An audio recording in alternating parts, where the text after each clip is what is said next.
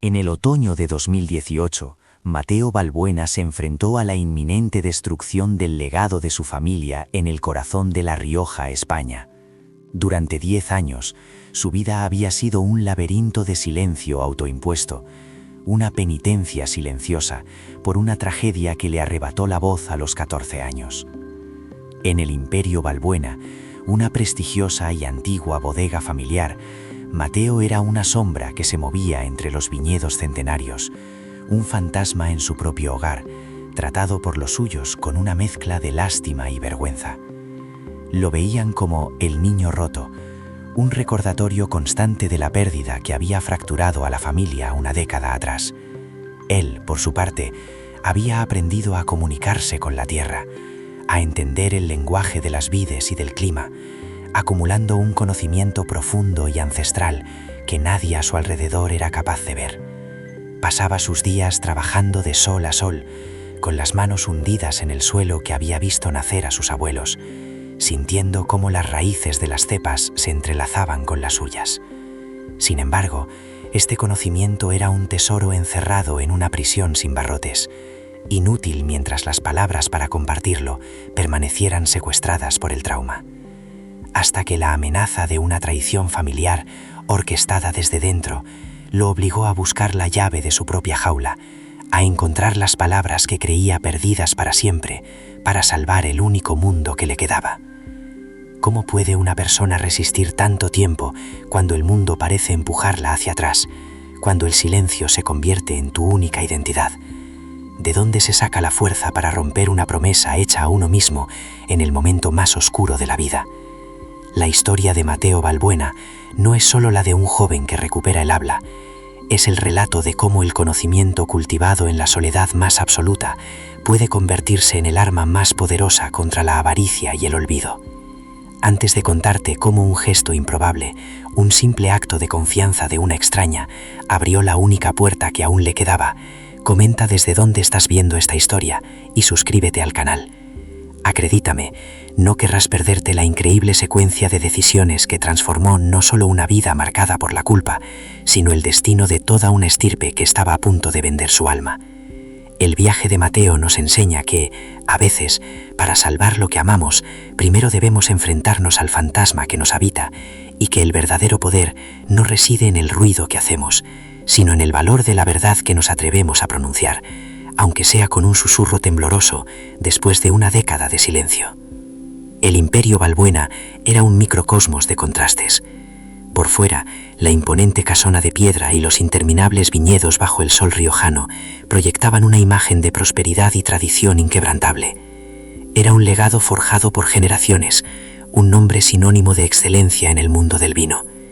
Pero tras las gruesas paredes de roble y los pasillos sombríos, el aire estaba viciado por un luto perpetuo y secretos guardados con celo.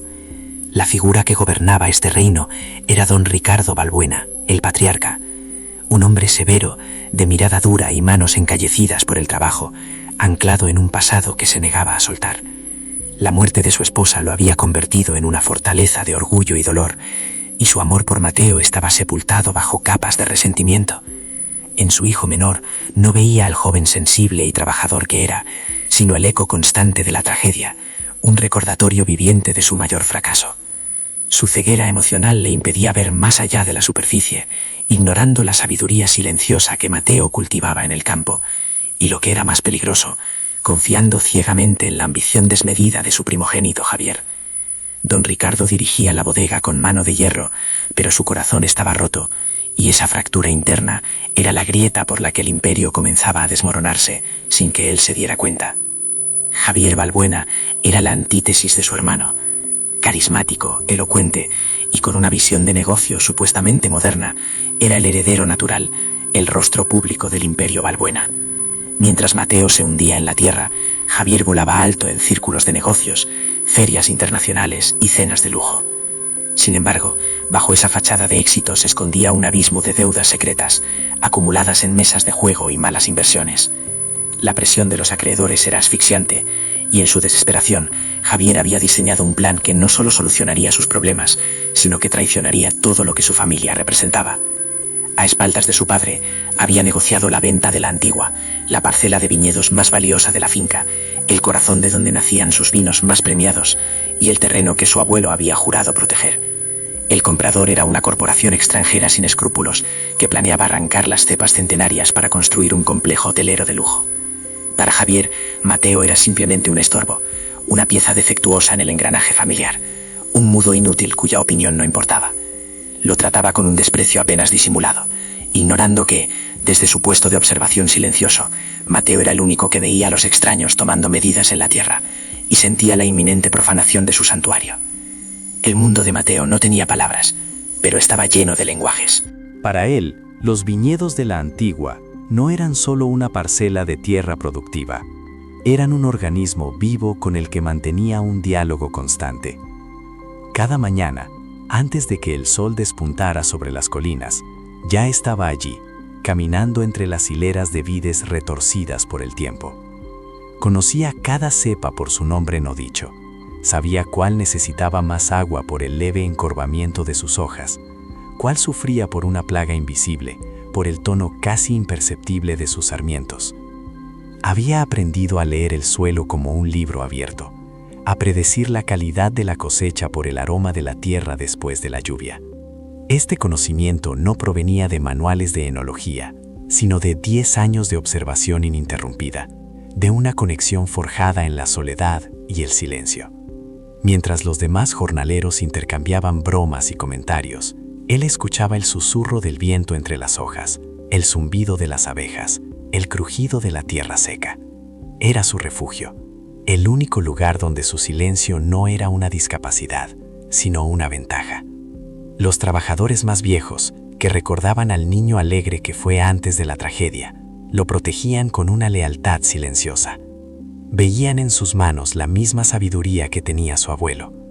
Pero para el resto del mundo, y especialmente para su familia, su trabajo era solo la ocupación de un joven dañado, una forma de mantenerlo ocupado y fuera de la vista. La prisión de Mateo no estaba hecha de ladrillos, sino de un único recuerdo, un instante congelado en el tiempo que se repetía en su mente como una película rota. El accidente, el sonido del coche, el grito ahogado de su madre, su propia voz infantil llamándola, una y otra vez, hasta que el silencio se lo tragó todo. Tenía 14 años, y la culpa se instaló en su garganta como un nudo permanente, robándole las palabras. No era una incapacidad física, los médicos lo confirmaron. Era una elección, una penitencia autoimpuesta. Hablar se sentía como una traición a la memoria de su madre, como si el sonido de su propia voz pudiera profanar el silencio sagrado de su pérdida. Por dentro, su mente era un torbellino de pensamientos, frases completas, argumentos y preguntas que morían antes de llegar a sus labios. Vivía una dualidad agotadora, un mundo interior rico y complejo, y una existencia exterior reducida a gestos y miradas. La frustración era una compañera constante, una rabia sorda que canalizaba en el trabajo físico, arrancando malas hierbas como si quisiera arrancar el dolor de su pecho. Su familia, incapaz de comprender la profundidad de su trauma, simplemente aceptó su condición. Dejaron de intentarlo, de hacerle preguntas, de esperar una respuesta. Y así, con el tiempo, Mateo Balbuena se convirtió en lo que todos esperaban que fuera, el mudo de la finca, un enigma que ya nadie se molestaba en resolver. La primera señal fue sutil, una discordancia en la sinfonía diaria del viñedo que solo Mateo podía percibir. Una mañana de martes, mientras podaba con precisión casi quirúrgica las cepas más viejas de la Antigua, vio a 2 hombres con ropa de ciudad desplegando aparatos de medición cerca del arroyo que delimitaba la parcela. No eran los topógrafos del consorcio local, a quienes conocía de vista. Estos eran extraños, sus movimientos eficientes y fríos, sus voces llevadas por el viento en un idioma que no era el suyo. Un escalofrío recorrió la espalda de Mateo, un presentimiento helado que no tenía nada que ver con la brisa matutina. Las palabras se formaron en su mente, claras y urgentes. ¿Quiénes sois? ¿Qué hacéis aquí? Pero murieron en la cancela de su garganta, como siempre. Durante el resto del día, su trabajo se volvió mecánico. Sus manos seguían la rutina de una década, pero sus ojos no se apartaban de aquellos hombres. Los observó tomar notas, clavar estacas de colores brillantes en la tierra sagrada de su abuelo y marcharse en un coche de alquiler sin mirar atrás. Esa noche en la cena, intentó captar la atención de su padre, señalando en dirección a la parcela, con una expresión de urgencia en la mirada. Don Ricardo, absorto en los informes de ventas que Javier le presentaba con optimismo forzado, simplemente le dedicó una mirada cansada y un gesto con la mano para que comiera. Para él, eran solo los desvaríos silenciosos del hijo que no entendía. La invisibilidad de Mateo nunca había sido tan dolorosa, ni tan peligrosa. La dinámica con Javier se había vuelto un ritual de humillación silenciosa. Su hermano mayor no necesitaba palabras para reafirmar su dominio. Lo hacía con gestos, con miradas de superioridad, con una condescendencia que cortaba más que cualquier insulto. Cuando Javier visitaba los viñedos, lo cual era cada vez menos frecuente, nunca se dirigía a Mateo directamente. Hablaba de él en tercera persona, incluso estando a su lado. El chico necesita mantenerse ocupado. Le viene bien el trabajo físico, le decía el capataz, mientras le daba a Mateo una palmada en la espalda que era más un acto de posesión que de afecto. Para Javier, Mateo era un mueble más en la finca, una reliquia del pasado trágico de la familia que era mejor no tocar demasiado. Esta anulación constante había cavado un foso aún más profundo en el alma de Mateo. Había aprendido a hacerse pequeño, a no estorbar, a anticipar los movimientos de su hermano para evitar cualquier interacción. Pero ahora, con la sombra de la amenaza cerniéndose sobre la antigua, esa pasividad se sentía como una traición. La imagen de los topógrafos se superponía con la sonrisa engreída de Javier y por primera vez Mateo comenzó a conectar los puntos. El desprecio de su hermano no era solo crueldad, era una estrategia. Mantenerlo silenciado y marginado aseguraba que, aunque viera la verdad, no tuviera las herramientas para revelarla. Javier no solo le había robado su voz, en el sentido figurado, se aseguraba cada día de que la prisión que Mateo se había construido permaneciera inexpugnable. Don Ricardo Balbuena vivía en un mausoleo de recuerdos. Cada rincón de la casona, cada hilera de vides le recordaba a su difunta esposa, y su dolor se había petrificado, convirtiéndose en un orgullo inflexible. Su relación con sus hijos era un reflejo de su incapacidad para procesar la pérdida. En Javier veía el futuro, la fuerza, la continuación del apellido Balbuena en el mundo exterior, un bálsamo para su ego herido. En Mateo, en cambio, veía el pasado, la fragilidad, el recordatorio constante del día en que su mundo se hizo añicos. El silencio de su hijo menor no era para él una herida que sanar, sino una afrenta, una debilidad que prefería ignorar. Esta ceguera selectiva lo convirtió en la víctima perfecta para la manipulación de Javier. Cuando Mateo, desesperado, tras ver a los extraños, intentó mostrarle a su padre un manojo de uvas de la antigua, unas uvas que empezaban a mostrar signos de estrés por un cambio sutil en el friego que él no había autorizado, don Ricardo lo interpretó como una de sus excentricidades. «Ahora no, Mateo, tengo asuntos importantes que atender», le espetó, sin siquiera mirar las uvas que su hijo le ofrecía con manos temblorosas. Ese pequeño gesto de rechazo fue como un portazo en la cara. Mateo comprendió que no importaba cuántas pruebas físicas presentara, mientras no tuviera palabras, para su padre seguiría siendo un niño asustado jugando con tierra y no el guardián de su legado. En medio de este desierto de incomprensión apareció una figura inesperada. Elena, la nueva enóloga contratada por Javier en uno de sus pocos aciertos, aunque probablemente motivado por las apariencias, no llegó a la finca con los prejuicios que todos los demás daban por sentados. Era joven, apasionada, y su mirada era limpia, analítica. Desde el primer día observó a Mateo no con lástima, sino con una curiosidad profesional. Veía la forma en que sus manos parecían conversar con las plantas, la manera en que su cuerpo se movía por el viñedo como si fuera una extensión del mismo. No intentó forzar una conversación. En su lugar, empezó a dejarle notas en el taller, preguntas técnicas sobre la acidez del suelo en la ladera norte o la exposición solar de las cepas más jóvenes, junto a pequeños frascos con muestras de tierra. Para su sorpresa, a la mañana siguiente encontraba respuestas, no escritas, por supuesto, sino en forma de acciones. Si preguntaba por la tierra, Mateo le dejaba sobre la mesa una caja con diferentes tipos de suelo, ordenados por textura y color. Si mencionaba una posible plaga, él le señalaba la hoja exacta donde el problema comenzaba. Era un diálogo sin sonido, un lenguaje basado en la evidencia y el respeto mutuo por el oficio. Por primera vez en 10 años, alguien no intentaba arreglar a Mateo, sino entenderlo. Esta conexión incipiente fue un hilo de luz en su oscura celda, aunque todavía no sabía si sería lo suficientemente fuerte para guiarlo hacia la salida. La certeza de que algo terrible estaba a punto de suceder se instaló en el pecho de Mateo como un peso físico. Las noches se convirtieron en un tormento. Se despertaba bañado en sudor frío, con el eco de un grito silencioso atrapado en sus pulmones. Durante el día, la ansiedad lo consumía, transformando su trabajo meticuloso en una actividad febril, casi desesperada. Arrancaba las malas hierbas con una violencia que asustaba a los otros jornaleros, podaba las vides con una urgencia que rayaba en la profanación. Estaba librando una guerra en dos frentes, contra la amenaza externa que no podía nombrar y contra la prisión interna que le impedía actuar. La impotencia era un veneno que se extendía lentamente por sus venas. Recordaba las tardes de su niñez, sentado bajo el viejo roble de la antigua junto a su abuelo. El anciano le hablaba de esa tierra no como una propiedad, sino como un ser vivo, un ancestro. Esta tierra tiene memoria, Mateo, le decía. Recuerda cada helada, cada sequía y cada cosecha generosa. Hay que escucharla, porque nunca miente. Ahora, la tierra le gritaba una advertencia, y él era el único que podía oírla. El peso de ese conocimiento, de esa herencia, era abrumador. Se sentía como un centinela mudo en una torre de vigilancia, viendo al enemigo acercarse a las puertas del castillo, mientras el rey celebraba un banquete, sordo y ciego a la inminente destrucción. Impulsado por una desesperación que superaba su miedo, Mateo decidió intentar una última vez. Sabía que las palabras le estaban vedadas, pero quizás los hechos podrían hablar por él. Pasó una noche entera en la biblioteca de la bodega, un lugar que nadie visitaba ya. Rebuscó entre los archivos polvorientos hasta que encontró lo que buscaba, los libros de contabilidad de su abuelo y los mapas originales de la finca, dibujados a mano. Con cuidado, desplegó sobre la mesa del despacho de su padre el mapa de la antigua, marcando con un lápiz rojo la zona donde había visto a los topógrafos. Al lado colocó los libros de su abuelo, abiertos en las páginas que detallaban el rendimiento excepcional y la calidad única de esa parcela, la que generaba los ingresos más estables y prestigiosos. Finalmente, añadió una fotografía en blanco y negro de su abuelo y un joven don Ricardo, ambos sonriendo, con las manos manchadas de tierra en esa misma parcela.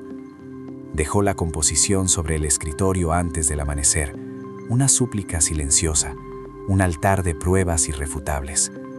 Esperó todo el día una reacción, un gesto, una pregunta. Pero la respuesta llegó al atardecer, de la forma más cruel posible. Encontró el mapa y los libros apilados en un rincón, y la fotografía de vuelta en su estante. Javier, al pasar a su lado, le susurró con una sonrisa venenosa: «Deja de jugar con los trastos viejos, hermanito. Hay que mirar al futuro». El fracaso de su intento fue demoledor. La indiferencia de su padre y el desprecio de su hermano le confirmaron la terrible verdad. Su realidad no importaba. Su conocimiento, su conexión con la tierra, sus advertencias silenciosas, todo era ruido de fondo en el mundo de los que sí podían hablar. Mateo se sumió en una apatía profunda. Durante días apenas comió. Se movía por la finca como un autómata, sus manos realizando las tareas por pura memoria muscular, pero su espíritu estaba ausente. Los jornaleros más antiguos, que lo habían visto crecer, intercambiaban miradas preocupadas. El capataz, un hombre leal a la memoria de su abuelo, intentó acercarse. «Algo te preocupa, muchacho», le dijo, posando una mano áspera en su hombro. Mateo solo pudo mirarlo con unos ojos vacíos que reflejaban una derrota total. La injusticia de la situación era asfixiante. Él, que amaba cada centímetro de esa tierra, que conocía sus secretos mejor que nadie, era tratado como un loco, mientras que Javier, que la veía solo como una cifra en un balance, tenía el poder de decidir su destino. La soledad se volvió absoluta. Incluso la presencia reconfortante de Elena parecía lejana. Se sentía atrapado en una pesadilla de la que no podía despertar, condenado a ser el único testigo consciente de la demolición de su mundo, sin una sola palabra para detenerla. La esperanza, que había sido una pequeña brasa, parecía haberse extinguido por completo. Fue Elena quien se negó a aceptar la derrota. Había observado la luz en los ojos de Mateo desvanecerse durante los últimos días, su conexión casi simbiótica con el viñedo reemplazada por una apatía mecánica que le heló la sangre. Se negó a creer que un conocimiento tan profundo pudiera simplemente rendirse. Movida por una mezcla de intuición profesional y una empatía genuina, decidió buscar respuestas no en el presente, sino en el pasado. Pasó 2 tardes enteras en la biblioteca de la bodega, un santuario olvidado cubierto por el polvo del tiempo y el aroma a papel viejo y vino dormido. Mientras Javier planeaba el futuro de la finca en hojas de cálculo y reuniones estériles, Elena se sumergió en su alma, en los registros manuscritos de generaciones pasadas. Y allí, en un baúl de cedro escondido bajo una pila de mapas catastrales, lo encontró, el diario personal del abuelo de Mateo. No era un libro de contabilidad, sino un testamento. Página tras página, el anciano no solo detallaba las técnicas de cultivo, sino que describía a la antigua con un amor casi paternal. Escribía sobre el alma de la tierra, sobre cómo las raíces de las cepas centenarias estaban conectadas con las raíces de su propia familia. Elena leyó frases que resonaron con todo lo que había visto en Mateo. Esta parcela no da uvas, da memoria. Cada racimo es un eco de nuestros ancestros. Quien no entienda esto, no merece custodiarla. Comprendió entonces que no había encontrado un simple diario, sino el eslabón perdido, el lenguaje que Mateo había olvidado que poseía. Al día siguiente lo encontró en el extremo más alejado de la Antigua, arrancando malas hierbas con una lentitud que delataba su espíritu quebrado. No le dijo nada, no hubo palabras de ánimo ni preguntas sobre su estado. Simplemente se sentó a su lado, en la tierra húmeda, y le tendió el diario de cuero gastado, abierto por una página al azar.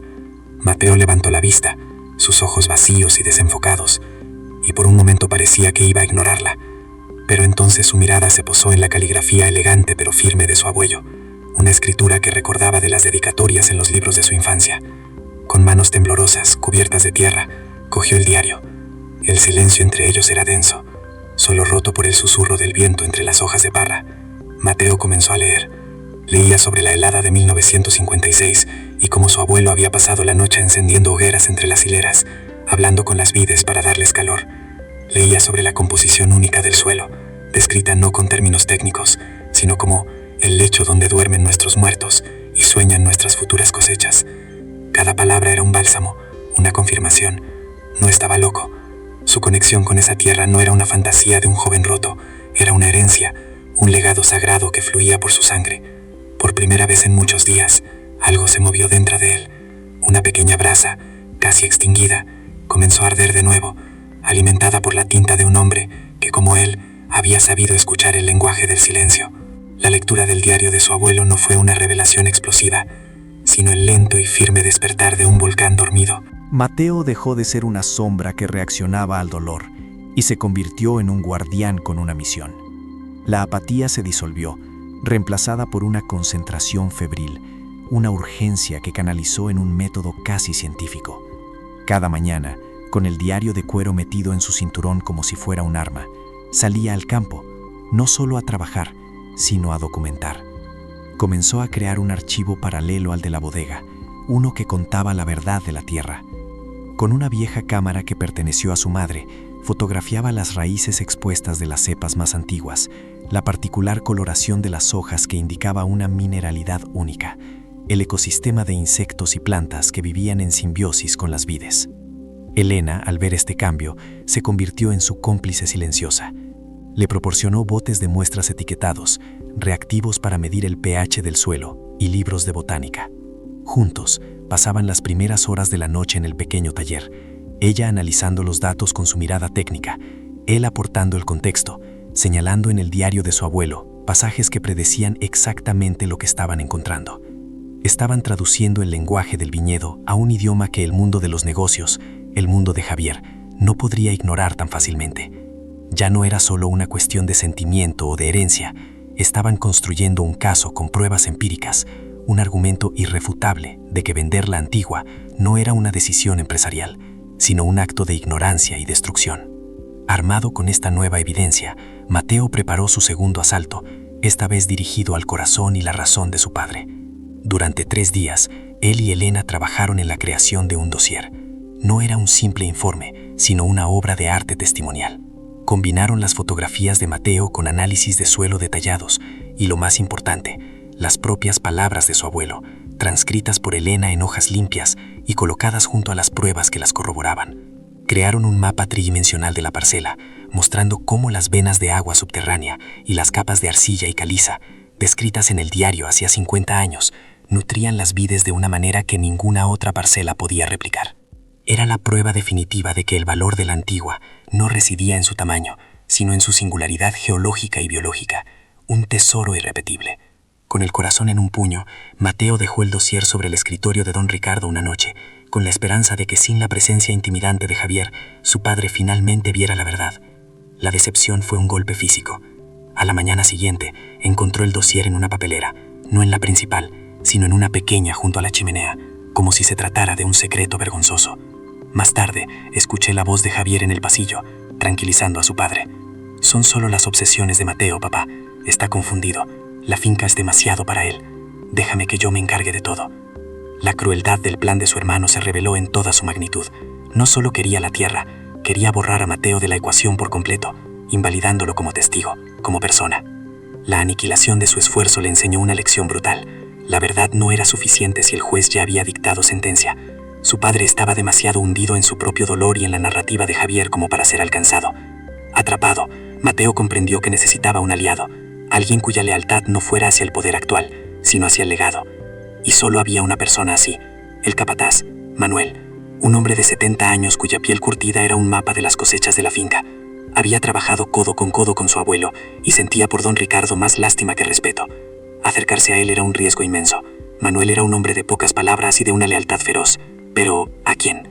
Una tarde, Mateo lo interceptó junto al viejo tractor. No intentó mostrarle informes ni datos. En su lugar, lo llevó a la antigua y con el diario en la mano le mostró una cepa concreta, una de las más viejas. Luego, le señaló un pasaje en el diario donde su abuelo describía esa misma cepa, apodándola la guardiana, y cómo había sobrevivido a una plaga terrible gracias a su fortaleza.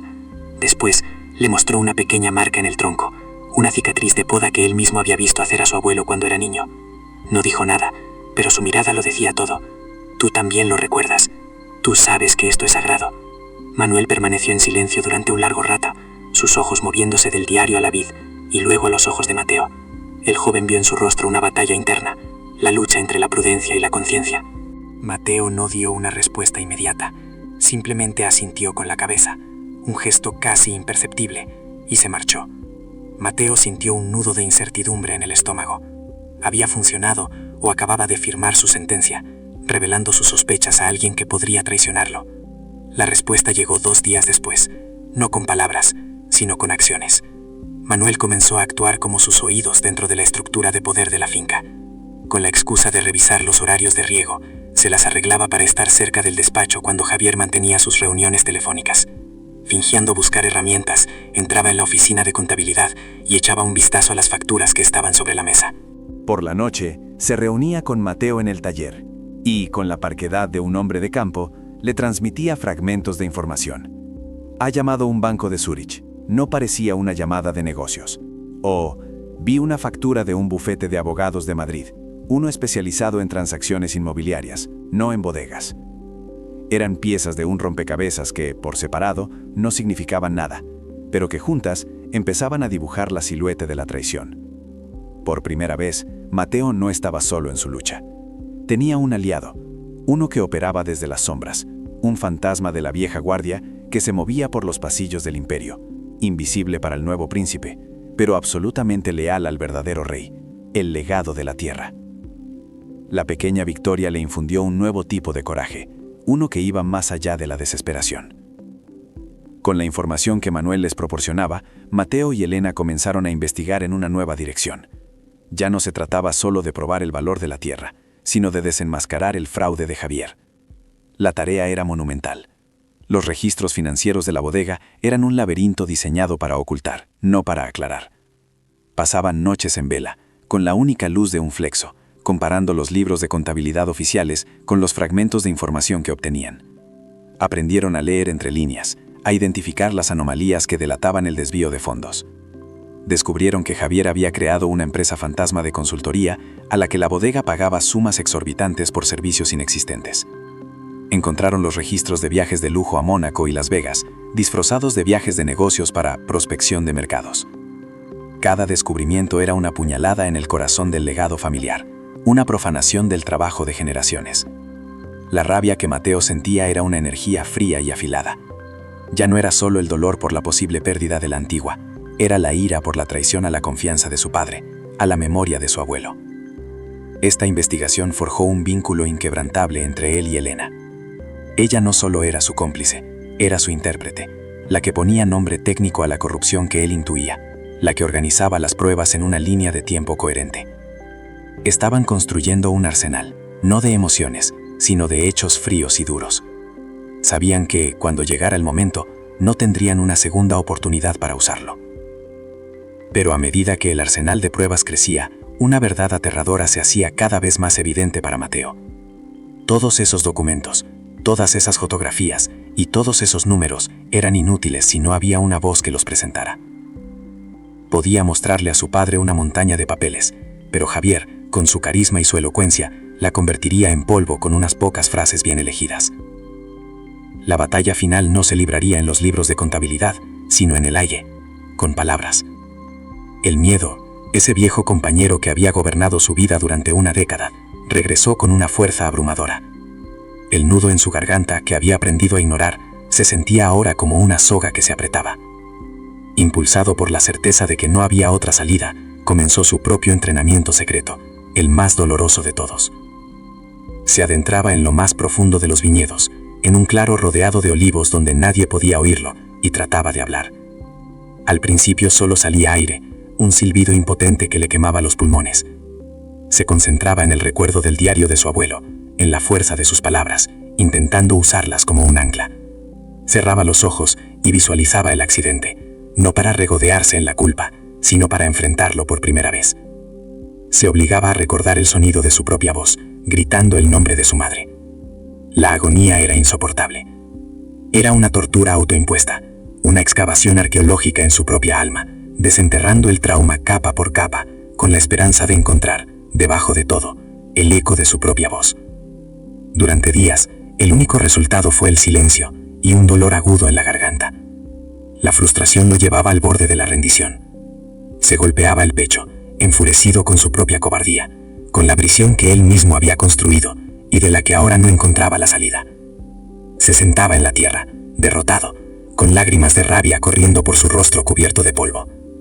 Pero la imagen de las estacas de los topógrafos, clavadas en la tierra de su abuelo, le obligaba a levantarse y volver a intentarlo. Y entonces, una tarde, mientras el sol se ponía, tiñendo el cielo de un rojo violáceo como de sus uvas, sucedió. Concentrado en una sola palabra, la más simple, la más fundamental, abrió la boca y forzó el aire a través de sus cuerdas vocales atrofiadas. No fue un sonido claro, sino un graznido áspero, gutural, como de una rama seca al romperse. Pero fue un sonido, y en él se pudo distinguir una sílaba temblorosa.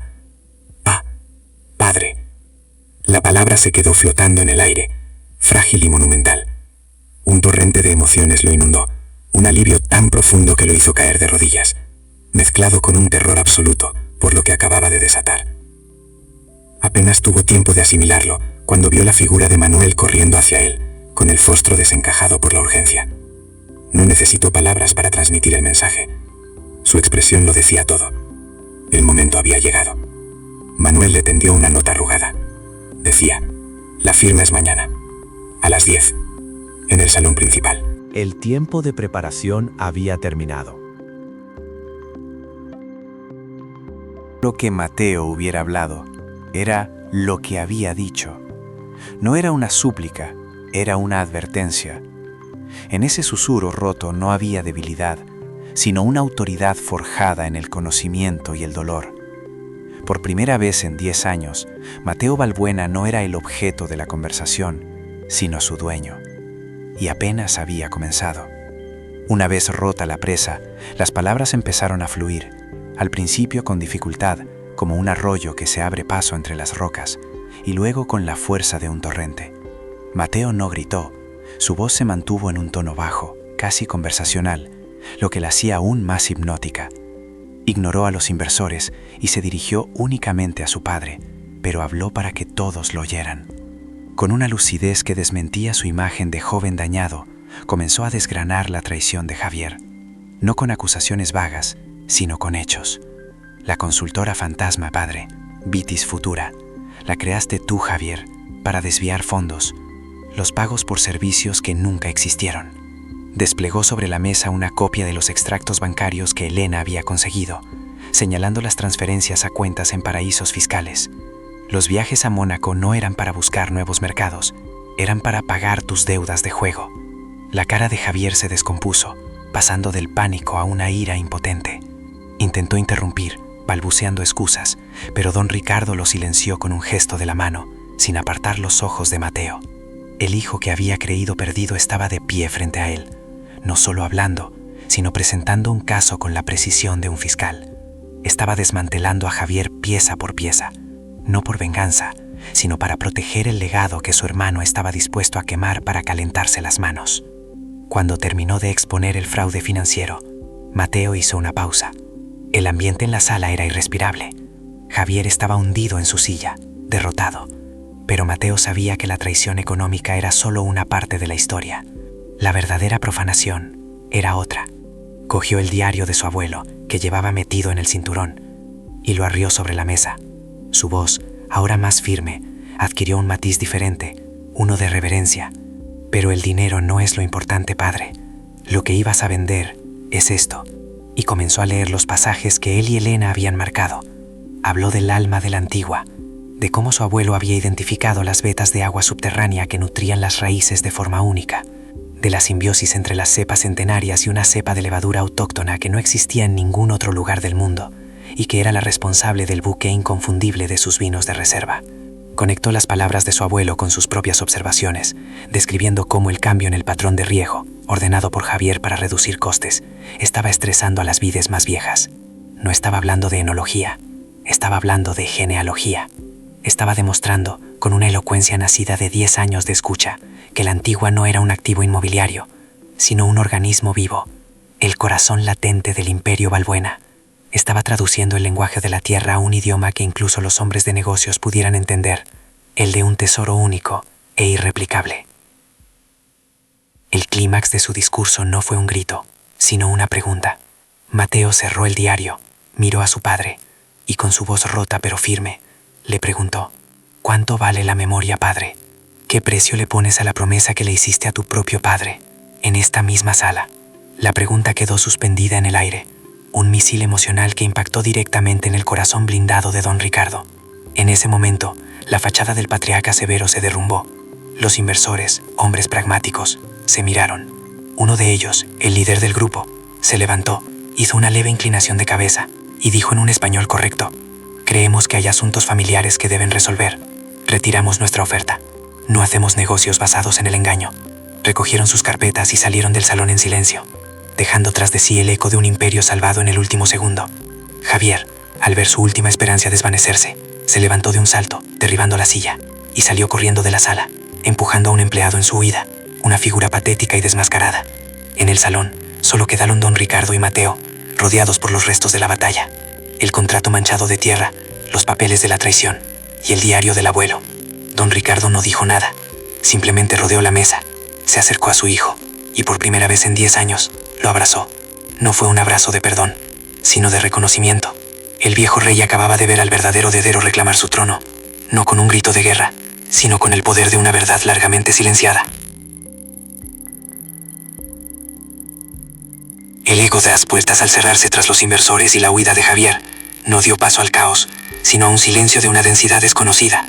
No era el silencio opresivo del luto, ni la quietud tensa de los secretos, sino el vacío que queda tras una demolición controlada.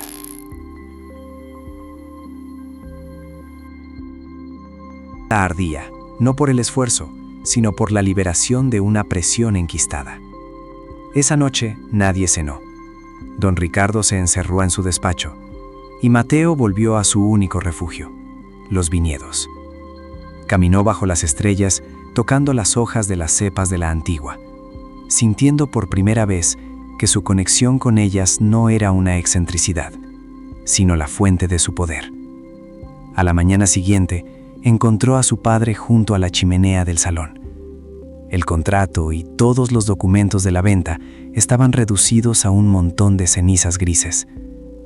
Don Ricardo no levantó la vista, pero su voz, por primera vez en una década, sonó desprovista de orgullo. «Háblame de tu abuelo», dijo. «Háblame de lo que yo olvidé». Fue el principio de una reconstrucción, ladrillo a ladrillo, sobre los cimientos de una verdad recién desenterrada. La reconciliación entre padre e hijo no fue un acto de absolución, sino un lento y laborioso proceso de aprendizaje. Don Ricardo, despojado de la arrogancia que lo había aislado durante años, tuvo que aprender a escuchar. Y no solo la voz recién recuperada de Mateo, sino el lenguaje que él había olvidado, el de la tierra. Acompañaba a su hijo en sus rondas matutinas, no como el patriarca que supervisa, sino como el aprendiz que observa. Mateo, cuya voz aún era vacilante y se cansaba con facilidad, Le explicaba con una paciencia infinita los secretos que había acumulado en su década de silencio. Le mostraba cómo la inclinación de una hoja indicaba sed, cómo el color de la tierra revelaba su composición mineral, cómo el viento que soplaba desde la sierra traía consigo un augurio de helada. Pasaban las tardes en la biblioteca, con el diario del abuelo abierto entre ellos, conectando las anotaciones del pasado con las realidades del presente. Don Ricardo leía en voz alta las palabras de su padre y luego miraba a Mateo, asombrado al comprender que su hijo menor no era un eco del abuelo, sino su continuación. No hubo grandes discursos de perdón. El arrepentimiento de don Ricardo se manifestó en acciones, en cederle a Mateo la toma de decisiones sobre el cultivo, en buscar su opinión antes que de cualquier experto, en mirarlo, por fin, no como un recordatorio de una pérdida, sino la encarnación de su legado más puro. Para Mateo, recuperar la voz fue como aprender a caminar de nuevo después de una larga enfermedad. Los primeros meses fueron una extraña mezcla de euforia y torpeza. Su mente, acostumbrada a formular pensamientos complejos que morían sin ser pronunciados, ahora tenía que traducirlos a sonidos, a un ritmo que a menudo le parecía lento y frustrante. Descubrió el placer de las cosas simples, dar los buenos días a los jornaleros y recibir una respuesta, pedir un café en el bar del pueblo, llamar a Elena por su nombre. Pero también se enfrentó a la vulnerabilidad de ser escuchado. Sus palabras tenían peso, generaban expectativas y a veces desacuerdos. El silencio había sido una armadura. Hablar era exponerse. Con la ayuda de Elena, que se convirtió en su confidente y en su ancla en este nuevo mundo sonoro, empezó a encontrar su propio timbre. Su voz nunca sería la de un orador carismático como Javier. Era una voz mesurada, reflexiva, que elegía las palabras con el mismo cuidado con el que seleccionaba los racimos en la vendimia. La mayor transformación, sin embargo, fue interna. La culpa que había anidado en su garganta durante 10 años se disolvió, reemplazada por un sentido de propósito que lo enderezó por dentro y por fuera. Dejó de caminar con la cabeza gacha. La sombra que se deslizaba por los viñedos se había convertido en su guardián, y su presencia, antes ignorada, ahora irradiaba una autoridad tranquila y natural. La salida de Javier dejó un vacío de poder en la gestión de la bodega, pero no un vacío de visión. Mateo y Elena, unidos por la batalla que habían librado juntos, formaron una alianza formidable. No buscaron simplemente restaurar el imperio Balbuena, se propusieron redefinirlo desde sus raíces. Su primera decisión fue simbólica y radical. Declararon la Antigua como un santuario intocable, iniciando un meticuloso proceso de recuperación de las cepas más viejas, aplicando técnicas de viticultura biodinámica que el abuelo había insinuado en su diario. Desecharon los planes de expansión masiva de Javier y se centraron en la calidad por encima de la cantidad. Mateo, con su conocimiento íntimo del terruño, identificó microparcelas dentro de la finca, cada una con una personalidad única. Elena, con su pericia técnica, diseñó procesos de vinificación separados para cada una de ellas. Juntos, crearon una nueva línea de vinos que bautizaron Voces de la Tierra. Cada botella etiquetada no solo con la añada, sino con el nombre de la parcela específica de la que procedía. Fue una declaración de principios. El vino no era un producto industrial, sino la transcripción líquida de un lugar. Don Ricardo, ahora relegado a un papel de consejero, observaba con una mezcla de asombro y orgullo cómo la bodega se despojaba de la ambición hueca para abrazar una autenticidad que la haría, a la larga, mucho más fuerte y respetada. El cambio no pasó desapercibido. Al principio, el sector vinícola de La Rioja observó con escepticismo la nueva dirección de Balbuena. La historia del hijo mudo que ahora dirigía la legendaria bodega se convirtió en un rumor, una leyenda teñida de melodrama. Pero cuando las primeras botellas de Voces de la Tierra llegaron al mercado, 2 años después de la confrontación, los rumores se silenciaron y fueron reemplazados por el asombro. Los críticos especializados, acostumbrados a la potencia predecible de los vinos de la región, encontraron en las creaciones de Mateo y Elena algo diferente, una elegancia, una complejidad y una mineralidad que hablaban directamente del suelo. Un influyente crítico internacional describió el vino de la parcela La Guardiana como un poema escrito con tinta de tierra y tiempo. El reconocimiento culminó un año después, cuando esa misma botella recibió el Gran Premio a la Autenticidad en el certamen de vinos más prestigioso de España. El galardón no fue solo una victoria comercial, fue la validación definitiva del viaje de Mateo.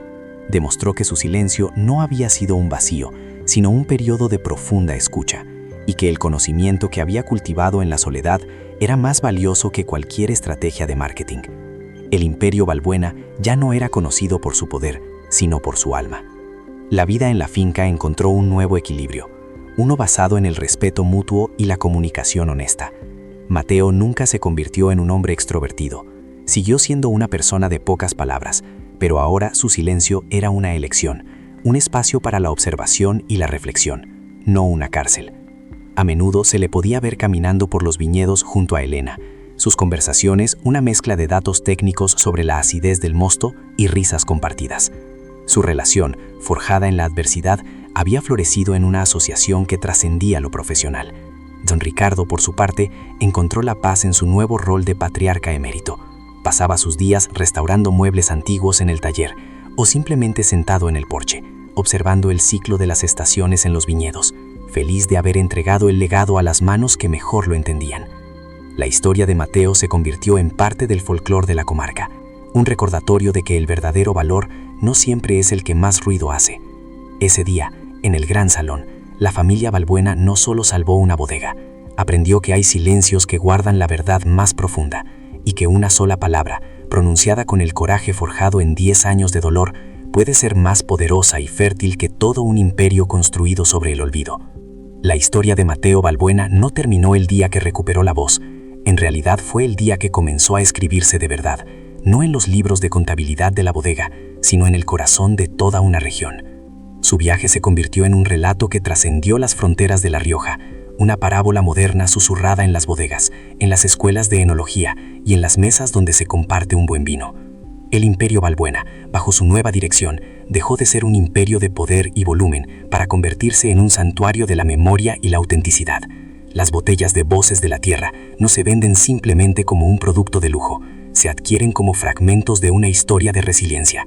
Cada etiqueta, con el nombre de su parcela, es un testimonio de que el verdadero valor no reside en la expansión, sino en la profundidad, no en lo que se grita al mundo, sino en lo que se escucha de la tierra. La bodega se transformó en un destino para enólogos y amantes del vino de todo el mundo, que no solo vienen a probar sus caldos, sino a caminar por La Antigua y a sentir la energía de un lugar que fue salvado por un hombre que aprendió a hablar su idioma. El legado de Mateo no es, por tanto, una colección de premios o un balance financiero saneado. Es una filosofía de vida y de trabajo que demuestra que el progreso más significativo, a menudo, implica dar un paso atrás para reconectar con las raíces que nos sostienen. Mateo nunca vio la superación de su mutismo como la cura de una enfermedad, sino como la integración de una parte fundamental de su ser. Los 10 años de silencio no fueron una década perdida, sino un aprendizaje intensivo y brutalmente honesto. En las pocas entrevistas que concede, siempre con una calma que desarma, lo explica con una simplicidad aplastante. Cuando no puedes usar las palabras para defenderte, para expresarte o para pedir ayuda, te ves forzado a desarrollar otros sentidos. Aprendes a leer las intenciones en una mirada, a sentir la verdad en una pausa, a entender el lenguaje de las cosas que no hablan, como las plantas o la tierra. Ese trauma, esa herida profunda que lo aisló del mundo, se convirtió en su herramienta más precisa. No lo borró, sino que lo transformó en sabiduría. Hoy, una vez al año, abre las puertas de la bodega a un pequeño grupo de jóvenes viticultores. No les da una clase magistral sobre enología, sino que los guía en silencio por los viñedos, enseñándoles a tocar la tierra, a oler las hojas, a escuchar el viento. Su mensaje es siempre el mismo. Vuestra mayor vulnerabilidad, aquello que el mundo os ha hecho creer que es vuestro defecto, puede ser, si aprendéis a escucharlo, la fuente de vuestro talento más extraordinario y único. Su vida es la prueba viviente de que las cicatrices no son solo marcas de dolor, sino mapas que nos guían hacia nuestra verdad más profunda. El impacto de la revolución silenciosa de los Balbuena se extendió como las raíces de sus vides por todo el subsuelo de la comarca. La historia de la venta fallida de La Antigua actuó como una vacuna contra la fiebre del dinero fácil que amenazaba con homogeneizar el paisaje vinícola de la región. Familias bodegueras que estaban considerando vender sus parcelas más antiguas a grandes corporaciones, seducidas por ofertas millonarias, empezaron a ver sus legados con otros ojos. Se preguntaron cuáles eran sus propias antiguas, no solo en el campo, sino en sus propias historias familiares. Comenzó un movimiento de recuperación de variedades de uva autóctonas que estaban al borde de la extinción, de desempolvar los diarios de los abuelos para redescubrir técnicas de cultivo olvidadas, de poner en valor la singularidad de su terruño frente a la estandarización del mercado global. El caso Balbuena se convirtió en un referente, un argumento poderoso para demostrar que la autenticidad no solo era éticamente deseable, sino también económicamente viable. Mateo, sin pretenderlo, se había convertido en el líder de una resistencia tranquila, una que no luchaba con pancartas, sino con asadas, con paciencia y con un profundo respeto por la memoria contenida en cada palmo de tierra. Su victoria no fue solo suya, fue la victoria de una comunidad que decidió que su alma no estaba en venta. Al final, la Odisea de Mateo nos enseña una lección fundamental, tan simple como difícil de aplicar en un mundo que nos exige ser siempre los más ruidosos. Nos enseña que la fuerza más transformadora no nace del grito, sino de la escucha. Durante 10 años, mientras el mundo a su alrededor hablaba, negociaba y planeaba, él escuchaba. Escuchaba el murmullo de las raíces sedientas, el lamento silencioso de su padre, las mentiras que se escondían tras las palabras elocuentes de su hermano. Su conocimiento no era teórico ni aprendido en libros de negocio. Era un saber destilado gota a gota, a través de una conexión pura con la realidad. La confrontación en el gran salón no fue una batalla entre dos hermanos, sino entre dos formas de entender el mundo. Una basada en la apariencia, la ambición y el ruido, y otra basada en la esencia, el respeto y el silencio. Ese día, la familia Balbuena, y todos nosotros con ellos, aprendimos que hay verdades que solo se revelan en la quietud, y que una sola palabra, una sola, pronunciada con el coraje acumulado en 10 años de dolor y observación, puede tener el poder de desmantelar un imperio de mentiras y reconstruir un legado sobre cimientos de pura verdad. La historia de Mateo Balbuena nos recuerda que cada uno de nosotros custodia un legado, una verdad íntima que merece ser protegida. Nos enseña que no importa cuánto tiempo hayamos permanecido en silencio, nuestra voz siempre tiene el poder de cambiar el destino cuando nace de la convicción y el coraje. Su viaje demuestra que ninguna lucha tiene por qué ser solitaria, y que a veces la ayuda llega de la forma más inesperada, a través de un gesto de confianza o un diario olvidado. Si crees en el poder de estas historias, en que cada pequeña victoria contra la adversidad merece ser contada, comparte este relato para que inspire a otros. Y si no quieres perderte más viajes reales hacia el corazón de la superación humana, suscríbete a nuestro canal. Tu apoyo nos permite seguir dando voz a aquellos que, como Mateo, nos enseñan que las batallas más importantes se ganan desde dentro. Gracias por escuchar.